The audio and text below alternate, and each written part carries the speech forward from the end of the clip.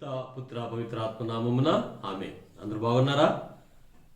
దేవుని దయ వల్ల నేను క్షేమము, మీరు కూడా క్షేమమని తలంచుకుంటూ ఉన్నా. ఇప్పటి వరకు కూడా మీరు ఈ ప్రేమ జ్వాల అనేటువంటి ఛానల్ని ఆదరిస్తూ ఉన్నందుకు మీ అందరికీ కూడా కృతజ్ఞతలు తెలియజేస్తూ ఉన్నాం. ఈరోజు మనము 17వ సామాన్య ఆదివారాన్ని కొనియాడుకుంటూ ఉన్నాం. ఈరోజు మన ముందుంచినటువంటి దివ్య గ్రంథ పట్టణాలు మనం ధ్యానించుకోబోతూ ఉన్నాము. ఈనాటి సువిశేష పట్టణంలో యోహాను శుభవార్త 6వ అధ్యాయము 1వ వచనం నుంచి 16వ వచనం వరకు మనం చదువుతూ ఉన్నాం. ఒక మహా అద్భుతాన్ని ఈరోజు మనం చూస్తూ ఉన్నాం. 5,000 మందికి 5 రొట్టెల్ని 2 చేపల్ని ఆయన పంచటం అనేటువంటిది. 5,000 మందికి 5 రొట్టెల్ని 2 చేపల్ని పంచటం ఒక మహాద్భుతం. సైతాను ఇదిగో ఈ రాళ్ళను రొట్టెలను చేసుకుని తిను అన్నప్పుడు ఆయన రాళ్ళని రొట్టెలు చేసుకోలేదు. పైగా ఏ మానవుడు కూడా కేవలం రొట్టె వలన జీవించడు, దేవుని నోటి నుంచి వచ్చే ప్రతి మాట వలన జీవిస్తాడు అని పలికినటువంటి ఆ క్రీస్తు ప్రభు నేడు 5 రొట్టెల్ని 5,000 మందికి పంచుతూ ఉన్నాడు. ఇందులో ఉన్నటువంటి పరమార్థం ఏంటి? ఒకసారి మనం పరిశీలన చేద్దాం. ఈ 5 రొట్టెలు క్రీస్తు ప్రభు యొక్క 5 గాయాలను సూచిస్తూ ఉన్నాయి. 5 రొట్టెలు క్రీస్తు ప్రభు యొక్క గాయాలను చూపిస్తూ ఉన్నాయి. పంచభూతాలు మనకు తెలుసు, గాలి, నీరు, అగ్ని, భూమి, ఆకాశం. ఈ 5 మానవ సమాజానికి ఎంత అవసరమో, 5 గ్రంథాలు, తోరా అంటాం, చట్టము, ధర్మశాస్త్రము ఇజ్రాయేలు ప్రజలకు ఎంత అవసరమో, సర్వజనావళి పాప రక్షణ కోసం క్రీస్తు ప్రభు యొక్క 5 గాయములు కూడా అంతే అవసరం. ఈ 5 గాయాలు కలిగినటువంటి ఆ క్రీస్తు ప్రభు యొక్క శరీరం త్రుంచబడి పంచబడినది.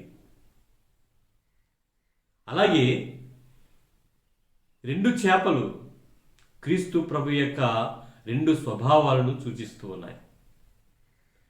ఆయన సంపూర్ణముగా దేవుడు, ఆయన సంపూర్ణంగా మానవుడు. సంపూర్ణంగా దైవ స్వభావాన్ని, సంపూర్ణంగా మానవ స్వభావాన్ని ఆయన కలిగి ఈ లోకములో జీవించాడు. అంటే ఆయన ఈ అద్భుత కార్యములో తన యొక్క సంపూర్ణ దైవత్వాన్ని, సంపూర్ణ మానవత్వాన్ని కూడా బహిరంగపరుస్తూ ఉన్నాడు, ప్రదర్శిస్తూ ఉన్నాడు అన్నమాట.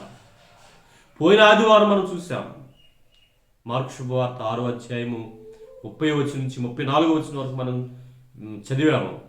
అందులో క్రీస్తు ప్రభు కాపరి లేని మందవలే ఉన్నటువంటి ఆ యొక్క ప్రజలను చూసి కనికర హృదయుడై వారిని అనేక విధాలుగా ప్రేరేపిస్తూ మాట్లాడుతూ ఉన్నాడు. అనేకమైన మంచి మాటలు చెప్పినట్టు మనం చూస్తూ ఉన్నాం.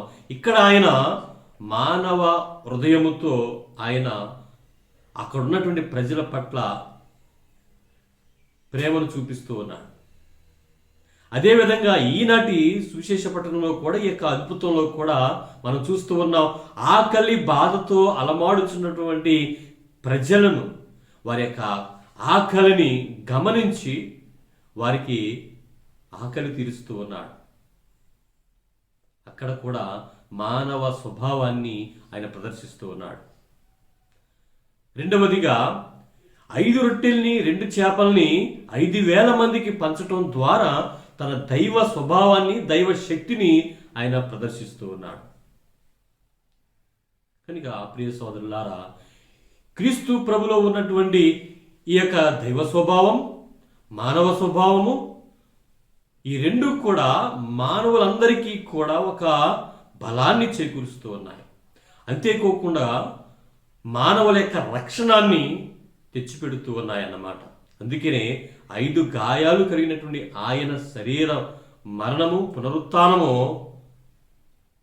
మానవులందరికీ కూడా రక్షణదాయకమై ఉన్నది. అదే ఈ యొక్క అద్భుతం ద్వారా క్రీస్తు ప్రభు ప్రకటిస్తూ ఉన్నారన్నమాట. ఆయనలో బాప్తిస్వం పొందినటువంటి మనందరము కూడా ఆ క్రీస్తు ప్రభులో ఉన్నటువంటి దైవ స్వభావాన్ని మనము నింపుకొని మనలో దేవుడు ఉంచినటువంటి మానవత్వాన్ని ప్రదర్శిస్తూ ఈ లోకంలో జీవించాలి. ఈ లోకంలో మనం జీవించడానికి ఈ మానవ స్వభావం ఎంత అవసరమో ఆ మానవ స్వభావంలో ఉన్నటువంటి సుగుణాన్ని ప్రదర్శించడానికి దైవశక్తి కూడా అంతే అవసరం. కనుక ప్రియ సోదరులారా, ఏమిటి ఆ సుగుణం, ఏమిటి ఆ యొక్క తత్వం అనేటువంటిది మనం పరిశీలన చేద్దాం. మనం ప్రతిరోజు కూడా మన దేవాలయాల్లో ప్రాతకాల జపం చెప్తూ ఉంటాం. మీలో ఎంతమంది చెప్తున్నారో నాకైతే తెలియదు, కానీ చిన్నప్పటి నుంచి కూడా ఈ ప్రాతకాల జపం మన దేవాలయంలో చెప్పడం నేను నేర్చుకున్నాను. స్వయంభు, అనాది, అశరీరి, మితిలేని, సకల మేలుల స్వరూపి, జ్ఞానము, బలిమి కారణముల చేత సర్వవ్యాపి, సర్వమునకు మూల కారణమైన పిత, పుత్ర, పవిత్రాత్మ ఏకదత్వ సర్వేశ్వర మేము ఆరాధించుతున్నాము అని చెప్పి ప్రారంభిస్తాం ప్రాతకాల జపము. ఈ ప్రార్థన దేవుని యొక్క లక్షణాలను సూచిస్తూ ఉన్నాయి. దేవుని యొక్క లక్షణాలు ప్రధానముగా 6 లక్షణాలు మనం చూస్తూ ఉన్నాం. సత్యోపదేశంలో 7 ప్రకరణలో మొదటి ప్రకరణ 13వ ప్రశ్నలో ఈ 6 లక్షణాలు మనం చూస్తూ ఉన్నాం. మొట్టమొదటిగా ఆయన ఆరంభము లేక ఉన్నాడు. రెండవది తనంతట తానే ఉన్నాడు. శరీరం లేక ఉన్నాడు. మితిలేని సకల మేలుల స్వరూపి అయి ఉన్నాడు. అంతటా ఉన్నాడు. పరలోకానికి భూలోకానికి మూల కారణమై ఉన్నాడని చెప్పి 6 లక్షణాలు. ఈ 6 లక్షణాలు కూడా మనము ప్రాతకాల జపంలో మనం చెప్తాం ప్రతిరోజు కూడా. అయితే ఈ 6 లక్షణాల్లో దేవునికి మాత్రమే చెందినటువంటి లక్షణాలు ఉన్నట్లయితే ఒక్క లక్షణం మాత్రం మానవుని కూడా ఆపాదించుకునేటువంటి లక్షణం ఒకటి ఉంది. అదేమిటంటే మితిలేని సకల మేలుల స్వరూపి అయి ఉన్నటువంటి ఆయన లక్షణాన్ని, ఆయన స్వభావాన్ని తనకు అంటే మానవుడు ఆపాదించుకునేటువంటి లక్షణం అది ఒకటి మాత్రమే. సకల మేలులు, దేవుడు ఎప్పుడు కూడా మేలు చేసేవాడే. అదే ప్రత్యేకమైనటువంటి సుగుణం, మానవుడు కూడా అవలంబించుకోగలిగినటువంటి సుగుణం. ఎల్లప్పుడూ కూడా మేలు చేస్తూనే ఉంటాడు దేవుడు. ఏనాటికి కూడా ఆయన కీడు అనేటువంటిది తలపెట్టేవాడు కాదు. మేలు చేసేటువంటి తత్వం దైవతత్వం. అదే మానవ తత్వంగా మనం అలవర్చుకోవాలి. చూడండి, ఇర్మియా గ్రంథము 29వ అధ్యాయము 11వ వచనంలో ఇలా మనం చూస్తూ ఉన్నాం. నేను మీ క్షేమము కొరకు ఉద్దేశించిన పథకములు నాకు మాత్రమే తెలియను. నేను మీ అభివృద్ధినే గాని వినాశనము కోరను. నేను మీకు బంగారు భవిష్యత్తును నిర్ణయించి తిని. చూడండి, నేను ఎప్పుడు కూడా మేలే చేస్తాను కానీ వినాశనము నేను కోరుకోవట్లేదు. మీకోసం ఉద్దేశించిన ప్రతి ఒక్కటి కూడా నేను నెరవేరుస్తానని చెప్పి దేవుడు చెప్తున్నాడు. అంటే ఆయన ఎప్పుడు కూడా మేలు చేసేవాడే. అలాగే కీర్తన గ్రంథము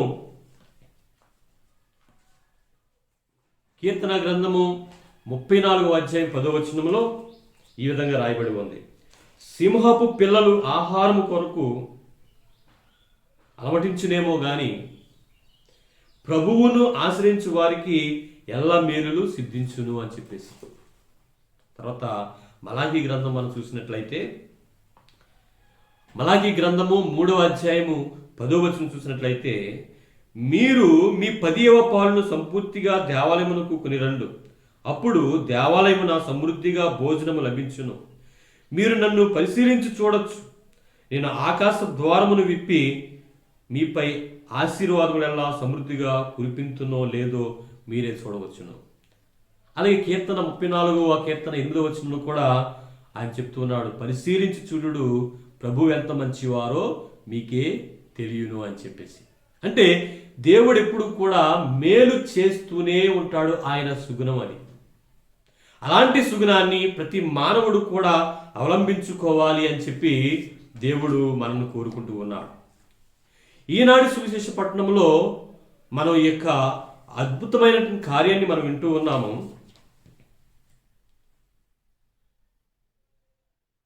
ఇక్కడ మనకి అర్థమైనటువంటి ఒక ప్రత్యేకమైనటువంటి విషయం ఏమిటంటే, మనం ఎప్పుడూ కూడా ఇచ్చేవారముగా ఉండాలి. దేవుని యొక్క సుగుణం ఏంటంటే మేలు చేయటం. మేలు చేయటం అంటే ఇవ్వటం. ఇచ్చే వారంగా మనం ఉండాలి తప్ప పుచ్చుకునే వారంగా మనం ఉండకూడదు. పుచ్చుకునుట కంటే ఇవ్వటము మేలు అని చెప్పి, ఆ ఇవ్వటమే ఒక ఆశీర్వాదకరమని, ఒక సమృద్ధి అని ఈరోజు మనం తెలుసుకోవాలి. పుచ్చుకునుట కంటే ఇవ్వటం అనేటువంటిది మేలు. ఇవ్వటం అనేది ఒక నిర్మాణాత్మకమైనటువంటిది. మనం ఎప్పుడైతే మనకున్నది పంచుకుంటూ ఉంటామో అప్పుడు మనకు అనేక మంది స్నేహితులు చేరుతూ ఉంటారు. మన బంధువులు కావచ్చు, లేకపోతే మన యొక్క స్నేహితులు కావచ్చు, మన చుట్టూ ఉన్నటువంటి వారు కావచ్చు, ఇరుగు పొరుగు వారు కావచ్చు. ఎప్పుడైతే మనం ఇవ్వటం అనేటువంటి చేస్తూ ఉంటున్నామో అప్పుడు అది నిర్మాణాత్మకంగా ఉంటూ ఉంది. ఇవ్వటం ఇవ్వటం ఇవ్వటం అనేది చివరికి ఎక్కడికి దారితీస్తుందంటే త్యాగానికి దారితీస్తుంది. అంటే ఇచ్చే మనస్తత్వం ఎవరికైతే ఉంటుందో వారు త్యాగం చేయగలుగుతారన్నమాట. రెండవది ఏమిటంటే పుచ్చుకోవటం. పుచ్చుకోవటం అనేటువంటిది విచ్ఛిన్నానికి దారితీస్తుంది అన్నమాట. విచ్ఛిన్నము అంటే పుచ్చుకోవటం పుచ్చుకోవటం పుచ్చుకోవటం అనేటువంటిది అది ఏకదాటిగా మనం పుచ్చుకునేటువంటి పరిస్థితి మనం ఉన్నట్లయితే అది మితిమీరితే ఏమవుతుందంటే విచ్ఛిన్నం అవుతుంది. ఆ మితిమీరినటువంటి పుచ్చుకోవటం అనేటువంటిది లాక్కోవటం అనేటువంటిది జరుగుతుందన్నమాట. అంటే లాక్కోవటం, పుచ్చుకోవటం అలవాటైతే తర్వాత మనం లాక్కుంటాం, అది స్వార్థానికి దారితీస్తుంది. స్వార్థం ఎప్పుడు కూడా మనల్ని వినాశనానికి దారితీస్తుంది అన్నమాట, విచ్ఛిన్నం చేస్తుంది మనల్ని. కాబట్టి మనకి సమృద్ధి అనేటువంటిది ఎక్కడ లభిస్తుంది అంటే మనము ఇవ్వటము ద్వారా మనకి సమృద్ధి కలుగుతుంది. ఏమిటి సమృద్ధికి ఇవ్వటానికి కల సంబంధం ఏమిటి అనేటువంటిది ఈనాటి మనము యొక్క అద్భుత కార్యంలో మనం చూస్తూ ఉన్నాం. ఒక బాలుడు ఈ 5 రొట్టెల్ని 2 చేపల్ని ప్రభుకి సమర్పిస్తూ ఉన్నాడనమాట. 3 రోజులుగా ఆకలి బాధతో ఉన్నటువంటి ప్రజలకు భోజనం ఏర్పాటు చేయాలని, ఆహారాన్ని ఇవ్వాలనేటువంటి ఉద్దేశంతో, వారి కడుపు నిండాలి, వారికి ఆకలి తీర్చాలనే ఉద్దేశంతో ఆ ప్రభు ఉన్నప్పుడు ఒక బాలుడు 5 రొట్టెల్ని 2 చేపల్ని ఆయనకి దగ్గరికి తీసుకుని వచ్చి ఇస్తూ ఉన్నాడు. ఈ 5 రొట్టెల్ని 2 చేపల్ని ఆయన ఆశీర్వదించి ప్రార్థించి వారికి వడ్డించగా ఈ 5,000 మంది భుజించగా ఇంకా 12 గంపలు మిగులుతూ ఉన్నాయి. ఈ బాలుడు ఇవ్వటము, అవి పంచటము, చివరికి 12 గంపలు మరలా మిగలటం. గతంలో ఒక ప్రసంగంలో నేను చెప్పాను, 12 అనేటువంటి సంఖ్య మనకి సమృద్ధిని సూచిస్తూ ఉందని, నూతనమైనటువంటి జీవితాన్ని సూచిస్తూ ఉందని. కాబట్టి 12 గంపలు ఇక్కడ మిగులుతూ ఉన్నాయంటే సమృద్ధి అనేటువంటిది ఇక్కడ జరుగుతూ ఉందన్నమాట. ఈనాటి మొదటి పట్టణంలో కూడా అదే విషయాన్ని, అటువంటి అద్భుతాన్ని మనం చూస్తూ ఉన్నాం. బాల్షాలిషా అనేటువంటి ప్రాంతము నుంచి ఒక వ్యక్తి 20 యువధాన్యపు రొట్టెలను తీసుకుని వచ్చి ఎలీషా ప్రవక్తకి ఇస్తూ ఉన్నాడు.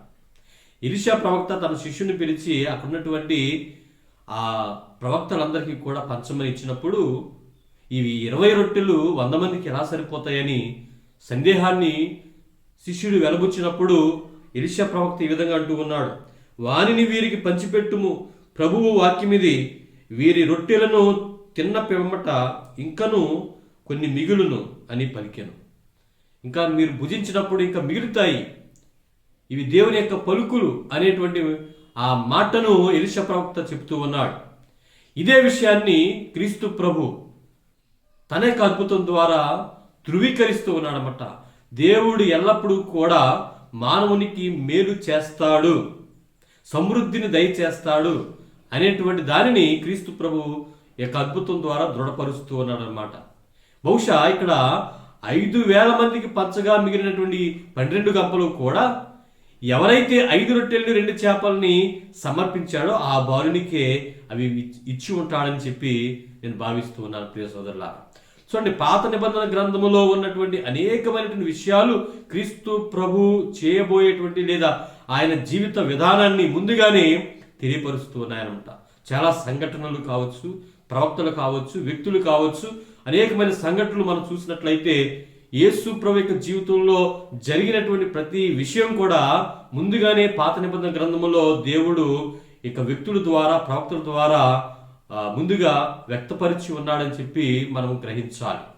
ఉదాహరణకి క్రీస్తు ప్రభు ఏ విధంగా బలి అయ్యి మానవులందరికీ పాపముల కొరకు తన రక్తాన్ని చిందించి మరణించాడో అదేవిధంగా మనం చూస్తూ ఉన్నాం. అనేకమైనటువంటి సందర్భాల్లో గొర్రె పిల్ల మరి వధను మనం చూస్తూ ఉన్నాం, లేదా జంతువుల యొక్క వధను మనం చూస్తూ ఉన్నాం. ఆది కాండంలో ఆదాము అవ్వముల యొక్క సిగ్గును కప్పడానికి దేవుడు మరి జంతువు చర్మంతో వారి యొక్క సిగ్గును కప్పాడని చెప్పి మనం చూస్తూ ఉన్నాం. అంటే ఒక జంతువు బలైంది ఆదాము అవ్వల యొక్క పాపాన్ని కప్పటానికి. అలాగే అబ్రహాము తన యొక్క కుమారుని ఇస్సాకుని బలి చేయడానికి తీసుకుని వెళ్ళినప్పుడు ఇస్సాకుకు బదులుగా ఒక పొటేలును దేవుడు ఇస్తూ ఉన్నాడు. ఈ కుమారుని చంపవద్దు, దీన్ని బలి చేయమని చెప్పి. అంటే ఆ ఇస్సాకుకు బదులుగా ఈ పొటేలు చనిపోయినట్టుగా, బలి అయినట్టుగా మనందరి కోసం క్రీస్తు ప్రభు బలి అయి ఉన్నాడు. అదేవిధంగా అనేకమైనటువంటి సంఘటనలు క్రీస్తు ప్రభులు నెరవేరినటువంటి సంఘటనలు మనం పాత నిబంధన గ్రంథంలో చూస్తాం. ఈనాటి సువిశేష పట్టణం కూడా క్రీస్తు ప్రభు చేయబోయేటువంటి యొక్క మహాద్భుతం, దానికంటే ఇంకా మహాద్భుతాన్ని సూచించేటువంటి ఈ సూచిక క్రియ ముందుగానే యెషయా ప్రవక్త ద్వారా దేవుడు సూచికంగా ఇస్తూ ఉన్నాడు అన్నమాట. కనుక ప్రియ సోదరులారా, మనము ఈ యొక్క సమాజానికి దేవునికి మధ్యలో మనం ముడిపడి ఉన్నాం. ఈ రెండు వైపులా కూడా ముడిపడి ఉన్నాం. అంటే ఇటు సమాజానికి చేయవలసినటువంటి మన యొక్క కార్యాలు ఉన్నాయి, దేవునికి చేయవలసినటువంటి కార్యాలు కూడా మనం ఉన్నాయి. అంటే సమాజానికి ఇచ్చేటువంటివి, దేవునికి ఇచ్చేటువంటివి మనలో చాలా ఉన్నాయి. మన బాధ్యతలు కావచ్చు, కుటుంబంలో తండ్రిగా, తల్లిగా మన బాధ్యతలు, సమాజంలో ఒక వ్యక్తిగా మన బాధ్యతలు, ఇతరులకు సహాయం చేయటం, ఇతరులకు మేలు చేయటం అనేటువంటిది మనం ఈ లోకంలో చేయాలి. అలాగే దేవాలయంలో దేవునికి మనల్ని మనం సమర్పించుకోవటం అనేటువంటిది, దేవుని యొక్క సేవను చేయటం అనేటువంటిది మనం చేయాలి. ఇలా రెండు వైపులో కూడా మనం ఇచ్చేవారముగా మనం ఉన్నప్పుడు, పుచ్చుకునే వారం కాకుండా ఇచ్చేవారంగా మనం ఉన్నప్పుడు దేవుడు మనకి సమృద్ధిని అనుగ్రహిస్తాడు, సమృద్ధిగా మనం దీవిస్తూ ఉంటాడు అనమాట. చాలాసార్లు మనం గురువుల్ని మన ఇంటికి పిలుస్తూ ఉంటాం, ఎందుకోసం? శుభకార్యాలకో లేకపోతే ఏదో ఒక సందర్భంలో గురువుని మనం పిలుస్తూ ఉంటాం. ఒకవేళ గురువు గనుక రాకపోయినట్లయితే చాలా బాధపడిపోతూ ఉంటాం, అలిగిస్తూ ఉంటాం, గురువులతో మాట్లాడటం మానేస్తూ ఉంటాం, ఒక్కోసారి గుడికి రావడం కూడా మానేస్తూ ఉంటాం. ఎందుకు మనం గురువుని ఆహ్వానిస్తున్నప్పుడు ఆయన ఎందుకు వస్తూ ఉన్నారంటే మన కుటుంబాల్లో సమృద్ధి కలగాలని ప్రార్థించడానికి, మనల్ని దేవుడు ఆశీర్వదించాలని, దేవుడి యొక్క మేలును మనం పొందాలని మనం ప్రార్థన చేస్తూ ఉన్నాం. మరి గురువులు మనల్ని ఎప్పుడు కూడా ఆహ్వానిస్తూ ఉంటారు. ప్రతి ఆదివారం గుడికి రమ్మని, అప్పు పండుగల్లో గుడికి రమ్మని, ప్రతి జపమాలకు గుడికి రమ్మని చెప్పి మనల్ని ఆహ్వానిస్తూ ఉంటారు. మరి ఆయన ఆహ్వానాన్ని మన్నించుకొని మనం గుడికి వెళ్తున్నామా అంటే చాలామంది నిర్లక్ష్యం చేస్తూ ఉన్నారు. కానీ మీరు పిలిచిన గురువు మిమ్మల్ని పిలిచినా, మీరు గురువుని పిలిచినప్పటికీ కూడా కేవలము మీ కుటుంబాల్లో సమృద్ధి కలగటం కోసమే దేవుడి గురువుని ఏర్పాటు చేసి ఉన్నాడు. సమృద్ధి అనేటువంటిది ఆ దేవునికి మనం ప్రార్థన చేయటం ద్వారా, మనం ఇతరులకు ఇవ్వటం ద్వారా, దేవాలయానికి ఇవ్వటం ద్వారా మనం పొందుకోవటానికి గురువులను మనం ఒక హెచ్చరికగా మన మధ్యన ఉంచి మనల్ని హెచ్చరిస్తూ ఉంటూ ఉన్నాం. ఆనాడు క్రీస్తు ప్రభు చేసినటువంటి అద్భుత కార్యమే ఈనాడు ప్రతి దివ్య బలి పూజలో జరుగుతూ ఉంది. ఏ విధంగా జరుగుతూ ఉంది అంటే ప్రియ సోదరులారా, ఆనాడు ఆ యొక్క బాలుడు 5 రొట్టెలు 2 చేపల్ని దేవునికి సమర్పించినట్లుగా దేవాలయంలో దివ్య బలి పూజలో మనము కూడా దేవాలయానికి మనల్ని మనము సమర్పించుకుంటూ ఉంటున్నాం. కానుకలు చెల్లించినప్పుడు ఆ కానుకలు మనం దేవాలయానికి అర్పిస్తూ ఉన్నాం. బాలుడు అర్పించినట్లుగానే. అయితే మన కానుకలు అర్పించినప్పుడు ఆ కానుకలతో పాటు మన జీవితాల్ని అర్పిస్తూ ఉన్నాం. మన జీవితాలు అపవిత్రమైనటువంటి పాపముతో కూడుకున్న జీవితాల్ని మనము దేవాలయములో కానుకగా సమర్పించినప్పుడు ఆ కానుకల్ని బలిపీఠం మీద ఉంచి గురువులు 2 చేతులు కూడా ఆ కానుకల మీద ఉంచి, ప్రభువా మీ పవిత్రాత్మ ద్వారా ఈ కానుకలను పవిత్రపరచ బ్రతిమాలుకొనుచున్నాము, తద్వారా అవి క్రీస్తు ప్రభు యొక్క శరీర రక్తాలుగా మారునుగాక అగునుగాక అని ప్రార్థన చేస్తున్నారు. ఎప్పుడైతే గురువు ఆ యొక్క ప్రార్థన చేస్తూ ఉన్నారో ఆ పీఠం మీద ఉంచినటువంటి మన కానుకల రూపంలో ఉన్నటువంటి మన జీవితాలు క్రీస్తు ప్రభు యొక్క శరీర రక్తాలుగా మారతాయి. అంటే క్రీస్తు ప్రభువే మనకు ఒక ఆహారముగా మారుతూ ఉన్నాడన్నమాట. క్రీస్తు ప్రభువే తన యొక్క శరీరాన్ని ఆహారంగా పంచుతున్నాడన్నమాట.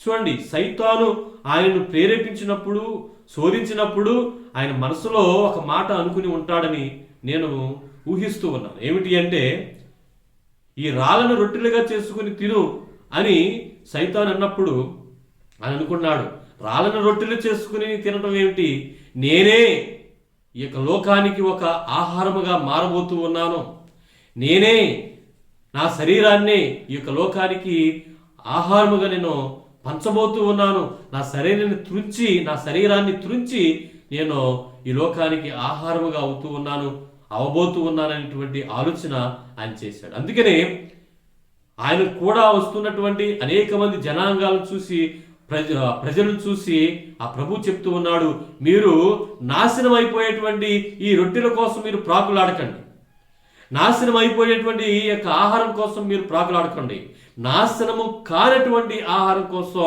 మీరు తాపత్రయపడండి అని చెప్పి ఆ ప్రభు పలుకుతున్నాడు. నేనే ఆ జీవాహారాన్ని అంటూ ఉన్నాడు అన్నమాట. నేనే ఆ జీవాహారాన్ని, నన్ను భుజించువాడు. చూడండి, ఏ మానవుడు కూడా కేవలము రొట్టె వలన మాత్రము జీవింపడు, దేవుని నోటి నుంచి వచ్చి ప్రతి మాట వలన జీవిస్తాడు అని పలికిన క్రీస్తు ప్రభు తానే ఆ యొక్క ఆహారముగా మారుతూ ఉన్నాడన్నమాట. ఆదిలో వాక్కు ఉండెను, ఆ వాక్కు దేవుని వద్ద ఉండెను, ఆ వాక్కు దేవుడే ఉండెను అని చెప్పినటువంటి ఆ మాటలో ఆ ప్రభువుగా ఒక వాక్యంగా వచ్చినటువంటి ఆ క్రీస్తు ప్రభువే ఆ వాక్యమై ఆహారముగా ప్రజలకు మారుతూ ఉన్నాడు.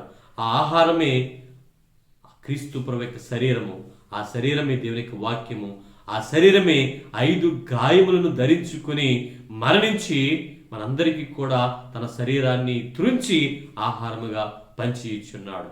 అదే శరీరాన్ని క్రీస్తు ప్రభు దివ్య బలి పూజలో మన కోసం మన జీవితాలనే తన శరీరంగా మార్చి మనకు తన శరీరాన్ని దివ్య సప్రసాద రూపంలో అనుగ్రహిస్తూ ఉన్నాడన్నమాట.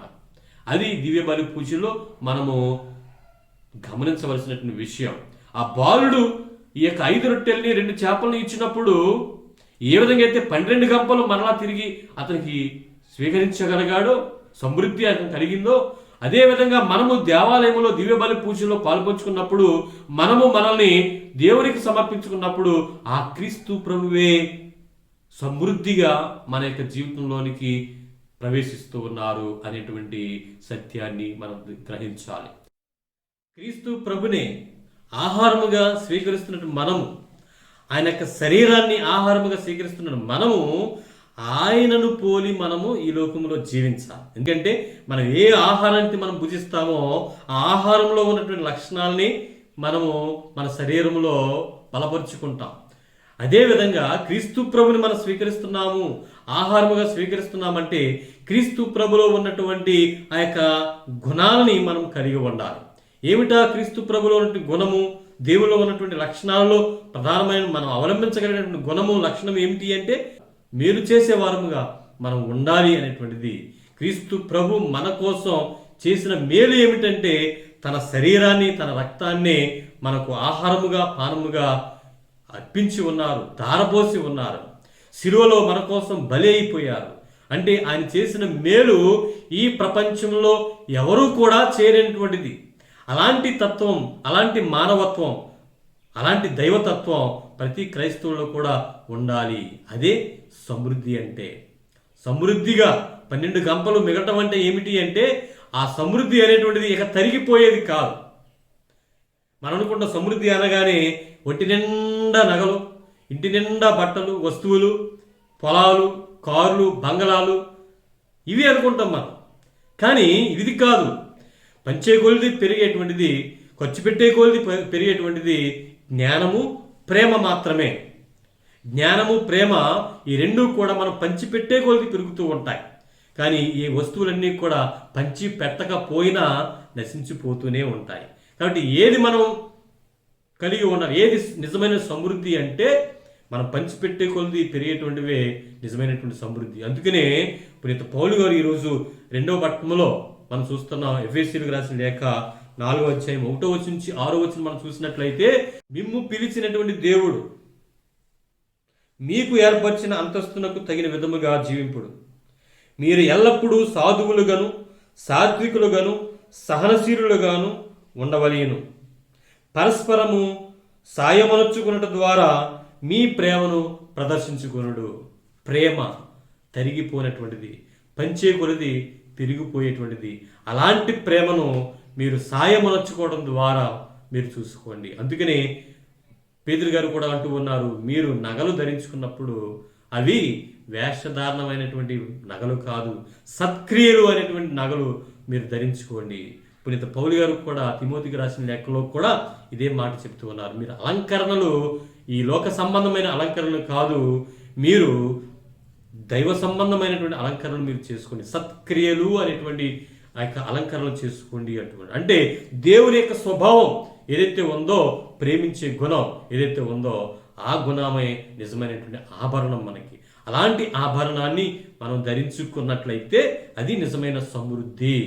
అది ఇచ్చటం ద్వారానే, పంచడం ద్వారానే మనం పొందుకుంటాం తప్ప లాక్కోవటం ద్వారా మనం ఏది కూడా పొందుకోలేము. కనుక ఈ సామాన్య 17వ ఆదివారం రోజున దేవుడు మనకు అనుగ్రహించినటువంటి సందేశాన్ని మనం ధ్యానించుకుందాం. తద్వారా ఆ వాక్యానుసారంగా జీవించడానికి ప్రయత్నించేద్దాం. ఈ వీడియోలు మీకు నచ్చినట్లయితే మొట్టమొదటిగా లైక్ చేయండి, తర్వాత షేర్ చేయండి. సబ్స్క్రిప్షన్ చేసి ఉండకపోతే తప్పనిసరిగా సబ్స్క్రైబ్ చేయండి. మమ్మల్ని ఎంకరేజ్ చేయండి. పిత, పుత్ర, పవిత్ర ఆత్మ నామమున ఆమేన్.